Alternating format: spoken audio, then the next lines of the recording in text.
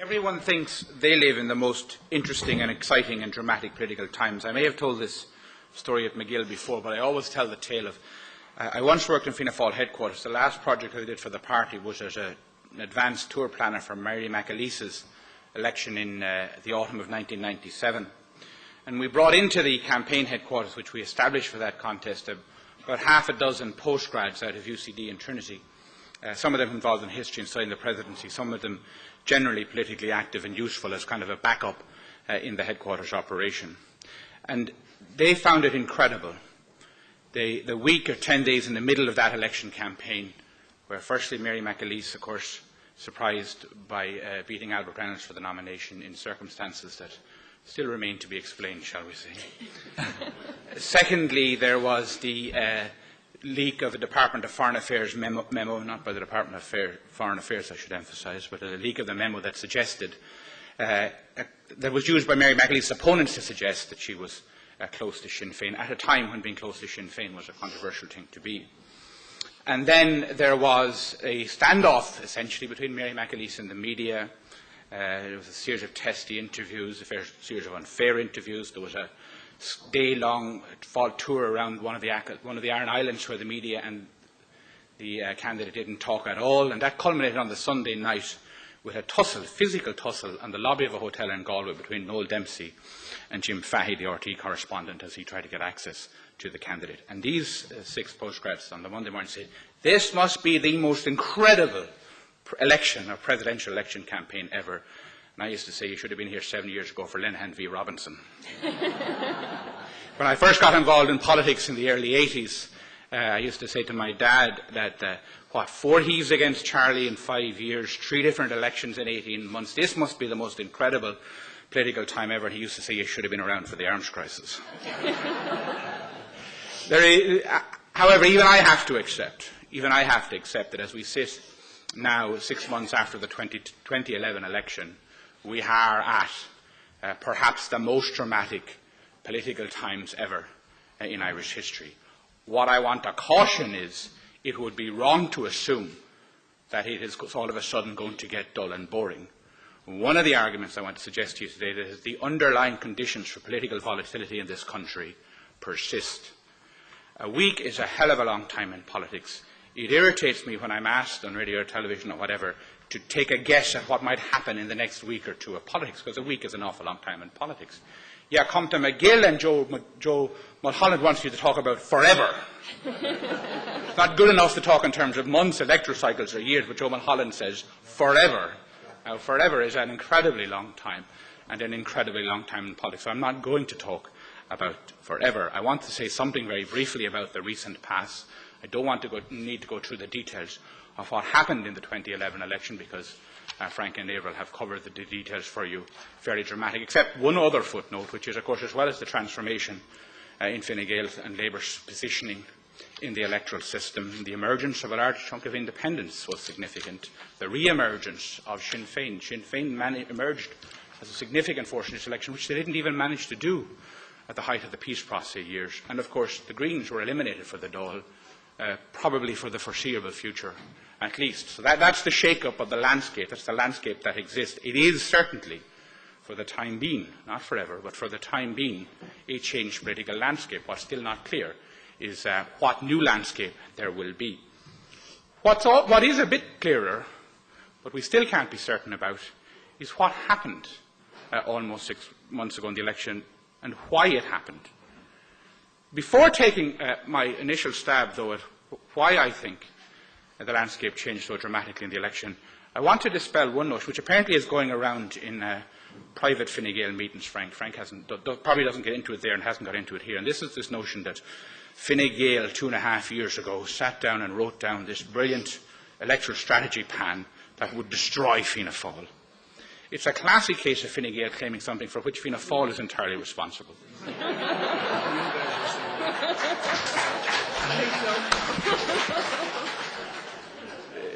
Kevin Rafter repeats some of this in what is an otherwise, I have to emphasise, a fascinating book, both in its account of Enda Kenny's background and of Fine Gael's recent history. His book is entitled How Fine Gael Made History, or subtitled How Fine Gael Made History.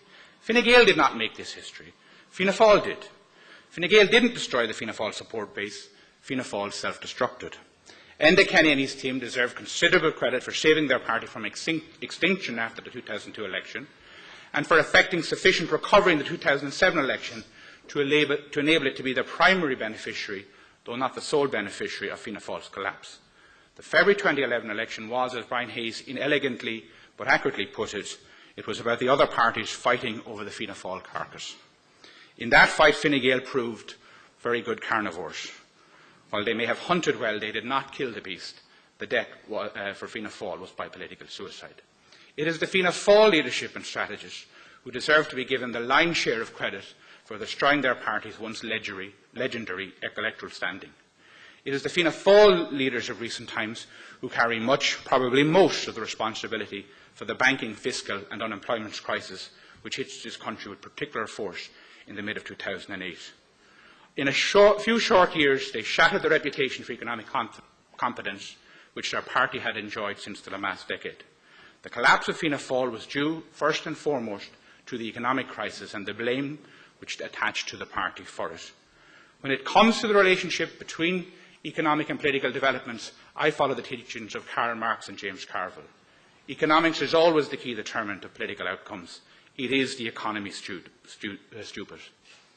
The Irish economy was speeding at the time the international economic road conditions changed.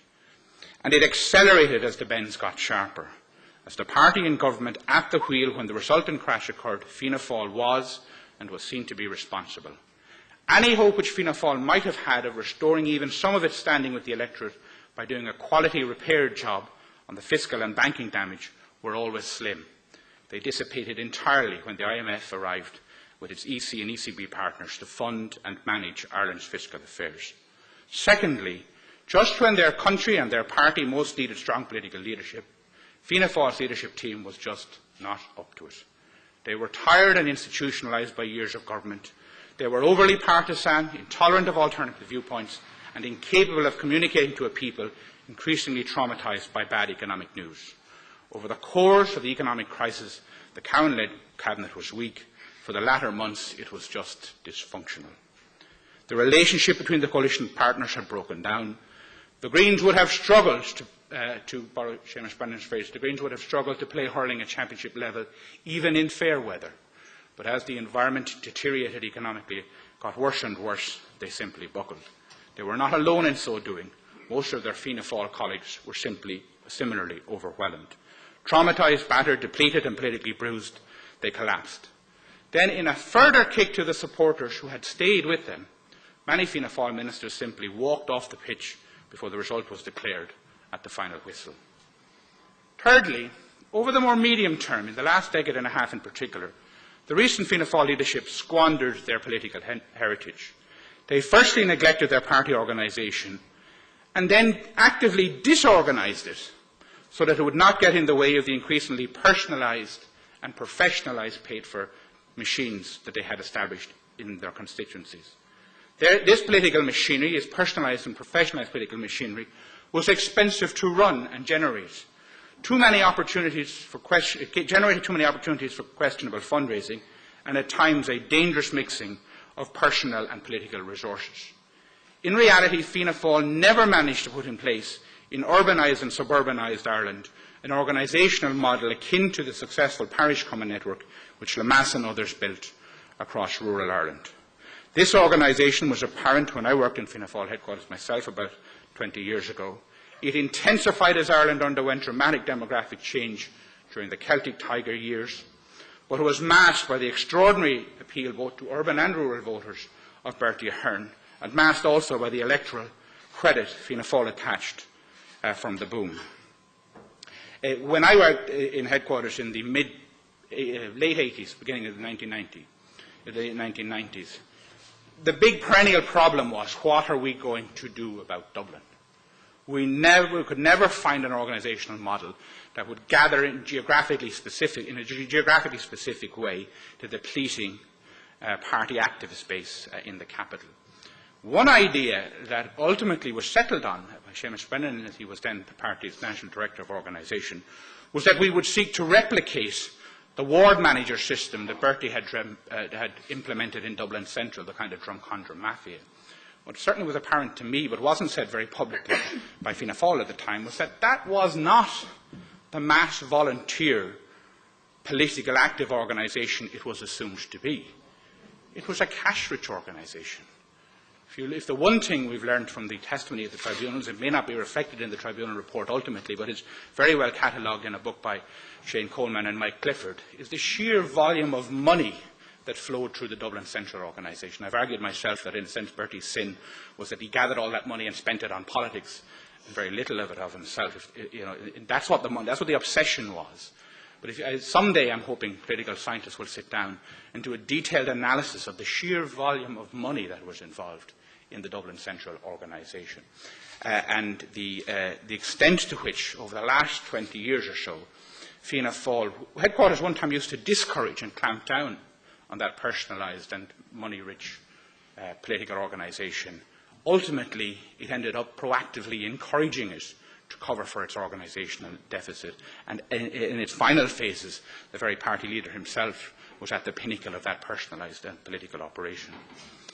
In trying to communicate the scale of impact which the collapse of Fianna Fáil had in the Irish political marketplace to a collection of public relations and marketing people recently, I said to them, imagine if Guinness suddenly became undrinkable. Imagine if tens of thousands of loyal drinkers of the black stuff just couldn't stand the taste of it anymore. That's what it's akin to. It's akin to the collapse of the big, dominant tradition name. And, MacGill claiming all the credit for it is a bit like the marketing manager of Murphy's patting himself on the back for the flood of new customers he gets the day that happened. You've got to see it at that scale. Kevin Rafter in his book again uses the analogy of brands. He says, Yahoo has replaced Google, Pepsi has replaced Coca-Cola, Fine Gael has replaced Fianna Fáil. And that's a useful analogy, provided you factor in that it's really a scenario where, Pepsi, where Coca-Cola just suddenly lost all its taste. Yeah, then Pepsi would replace it. Or if Google suddenly started getting its search results wrong, then Yahoo would become the dominant search engine. All of the tremors we have witnessed in the Irish political landscape in this election and the aftershocks which may yet follow are due to the tectonic shifts caused by the collapse of Fianna Fáil. If we must be tentative about assessing the reasons for the recent political collapse, we of course must be even more cautious predicting the future. One thing is clear, as I said, the recent election has transformed the Irish party system for the time being. But I think there are two interrelated questions which are worth asking at this stage.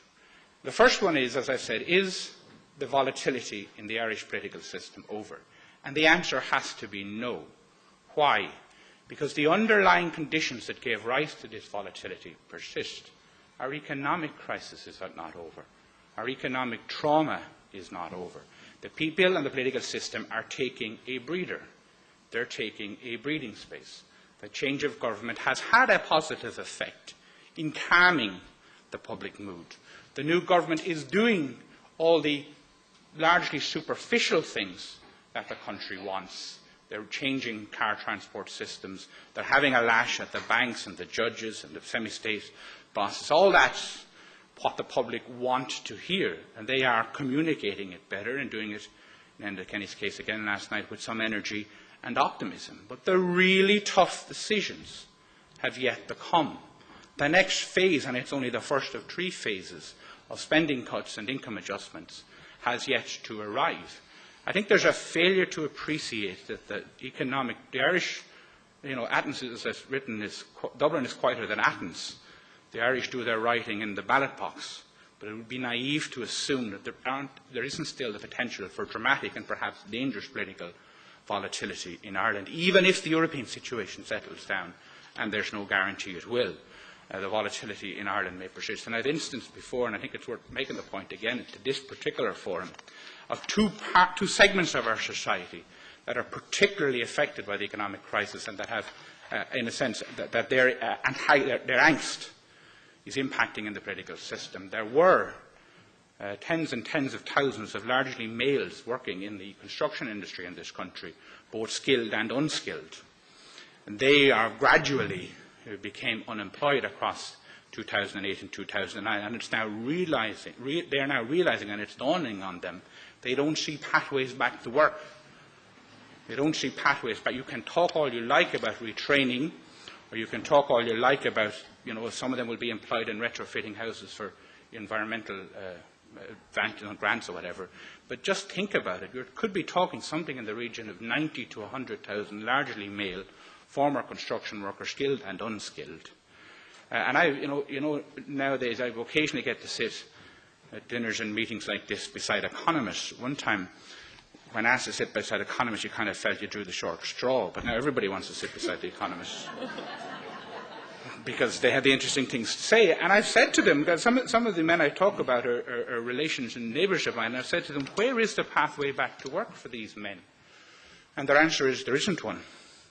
And we don't need them, because we're going to have a super-duper knowledge-based, export-led economy. And in societal terms, you can't leave that chunk of population parked outside of the employment market. In political terms, it is dynamite. Breakfast roll man was significant in political terms at the height of the construction boom. Now, as long-term unemployed, he's as likely, in my view, to have a significant impact in the political system. That volatility is real there. The second example, and you could think in different instances, I think there's a real struggle going on behind the doors of middle-class Ireland, behind their front doors. The husband is lying to the wife or vice versa about the state of their financial affairs. They have a general sense that they have managed to get through the last 24 months and kick the can down the road and manage the debt or the overhang of property debt or the credit card debt or whatever. They've just managed to squeeze from the increased tax that they have to pay in the form of income levies or otherwise. Now, when you come back to them in the autumn and tell them, as the government is going to have to do, that in some form, in form of household tax or direct or indirect tax or otherwise, they're going to have to find from after-tax income another 1,000 or 2,000 euros to contribute to the national public bailout, fiscal and otherwise, then I think they're at a stage politically where they're at their tether. And what they did in large numbers was give Fianna Fáil one hell of a kicking in the polling booths in February. And if this government can't satisfy them, or isn't the solution to their financial and political and social angst, then the reasons for that volatility will persist, and anything could still happen in Irish politics. If we've learned anything over the last 3 or 4 years, it's that anything could happen in Irish politics. Now, the last point I want to turn to, it seems it has dominated most of the session so far, because in many ways it is the sub-question that answers Joe's question about whether the landscape has changed forever, and that's whether Fianna Fáil will or will not survive in the current political environment. It fascinates me, as I suppose if I was on Mastermind, Fianna Fáil would be my specialist subject. I've just finished for Gillen Macmillan a book on the history of Fianna Fáil, which is to come out in the middle of October, and it covers all of the 100 years and only in passing the last couple of years, and it emphasises my point more than anything that there's nothing new in politics. A lot of this has happened before. But in answering the question whether Fianna Fáil will survive, my answer is probably not. Because when you look at it in a detached way, you have to see the odds are heavily weighed against it. There is no precedent in the modern Western democracy for a party making a recovery on the scale that Fianna Fáil now has to make if it's to come anything close to what it was before. The Fine Gael analogy of 2002 is not comparable. It's not comparable. The particular niche Fine Gael had persisted. Fine Gael wasn't half as far back as Fianna Fáil was from scratch, and Fine Gael had a bit more in terms of organisational, parliamentary and financial resources than Fianna Fáil currently has. Secondly, one of Micheál Martin's problems, and I agree with Avril, he has all of the necessary energy for the task. But one of his difficulties is he isn't building on a greenfield site. It would be easier to rebuild the organisation on a greenfield site, but his first task is a site clearing job. The debris in his way, organisational terms and otherwise, is immense.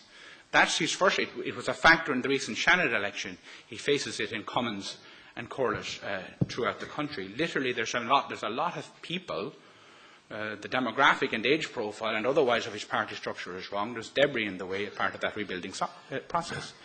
And then the site he's seeking to build on is toxic. The site he's seeking to build on is simply toxic. The public anger at Fianna Fáil was and still is intense, and I see no sign that it will abate in the short term. The other difficulty is, and there's a view among some of Fianna Fáil, that well, if we do a competent parliamentary job, then this government will either break up or mess up, or fall out with the people. The people will fall out with it over the course of 5 years, and the public will come back, flock back. The voters will flock back to Fianna Fáil. I could tell you a dozen 7 or 8 similar instances from the history of Fianna Fáil, from the research that I've done, where the approach was the same. Thrown out of government, they say, don't worry, the voters will come back to us, we just have to sit and wait. And the circumstances for the party are now extraordinarily worse. There's very little chance this government will break up. But even if this government did break up, in my view, in the ensuing election, Fine Gael would probably be elected on their own, which would have Labour on the opposition benches, which would further cannibalise more of Fianna Fáil's vote. If this government messes up, and that's always a possibility, particularly given the fiscal adjustments that are required, if this government messes up, then that's more likely to accrue to the benefit of Sinn Féin on the left. And here I disagree with Frank. I think if Fianna Fáil doesn't recover and this government becomes unpopular, as it inevitably perhaps will, then there is room in the Irish political system for a new party. Party systems that hold a vacuum. Once there's room in there, one will emerge. And I would be not surprised at all if at some point over the next 2 years a Fianna Fáil, a new political party emerged. In 10 years' time, as Avril says, we come back and gather here at Glenties to address the nature of the political landscape. What state will Fianna Fáil? I think Avril will be back here because I think she has all the political skills necessary to have a successful political career, but I'm not necessarily convinced, and on balance I don't think she will be back as a Fianna Fáil parliamentarian. There are 5 scenarios. There are 5 potential scenarios that could happen. The first one I call Fianna Fáil withers. Literally, it withers on the vine. It's already unsure about whether it can or is up to contesting the presidential election. It's likely to lose seats in the next local elections. There's every possibility it will lose further seats in the next general election or the general election after that. So if Fianna Fáil withers, Fianna Fáil could literally wither on the vine. Secondly, Fianna Fáil is subsumed into Fine Gael. That, again, you work this out over 5, 10 or 15 years on a 2 or 3 election cycle. You say, well, yes, as Frank says, they could be pushed into government together if Labour went across to the opposition benches after the next election, or just simply because it's withering at part of that process at some stage, it's subsumed into Fine Gael. The third, and this is a realistic possibility if you think of it in median terms, and that is that Fianna Fáil and Sinn Féin merge together in some form of popular front, initially around a transfer pact and then as an alternative government option. Sinn Féin, of course, has its own problem with political toxicity, but has affected some of its decontamination for Middle Ireland. The fourth scenario is that Fianna Fáil finds a niche and sustains itself as a small niche party in the political system. It's very hard, mind you, to find where that niche is, and that requires it to overcome the toxicity problem. The fifth option, one I think if I was, God forbid, leading the party, I'd take a gamble on in about a year's time, is the News of the World option. Close the doors. Close the doors. Stand this thing down and re-phoenix in some shape or form as a new political entity or as part with others of a new political entity a while after that. Who knows? It's hard to interpret the past. It's impossible to predict the future.